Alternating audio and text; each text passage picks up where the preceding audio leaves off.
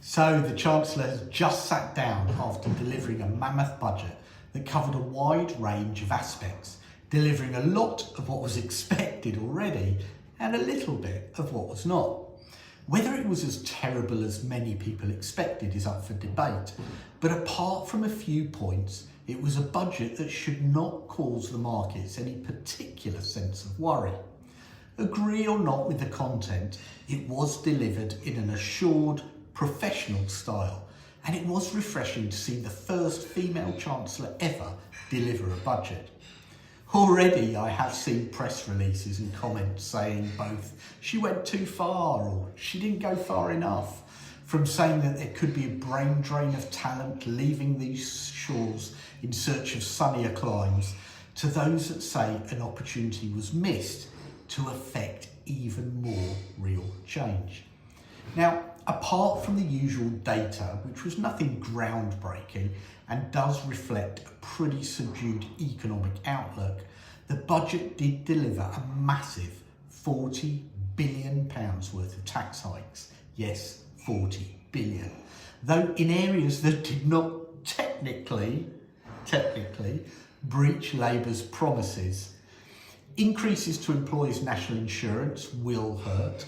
A jump in the minimum wage will be helpful, of course, to many people, but also might be a bit of a concern to smaller businesses.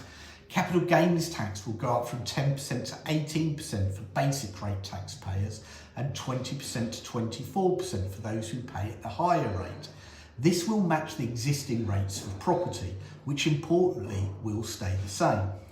The key headline for the property market was the announcement that the stamp duty land tax surcharge for second homes and landlords will be increased by 2% to 5% from tomorrow.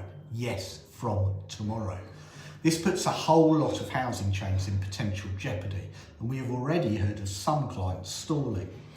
This is a hammer blow to many prospective buy-to-let landlords, but in truth this industry is a robust one. I suspect we will see a whole lot of renegotiation going on of prices to keep deals alive.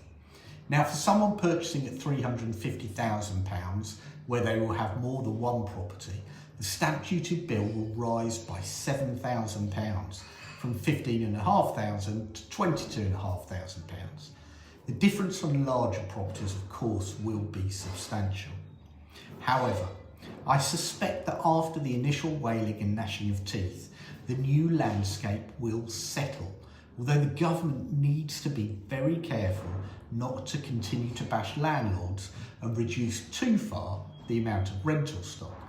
The private rental sector needs to be balanced with both residential and social housing.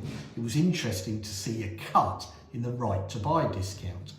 The biggest worry was that this had the potential to be another mini budget. And despite an initial spike in gilt yields, things seem to have settled.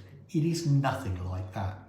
The Office for Budget Responsibility does, however, feel that overall these budget's policy measures increase inflation by 0.4 percentage points at their peak effect in 2026, and could increase interest rates and gilt rates by 0.25%. That said, as things stand now, and it is early days of course, a Bank of England base rate cuts is still on the cards for November, but never take anything for granted, as playing the markets is always a dangerous game. Watch this space for more.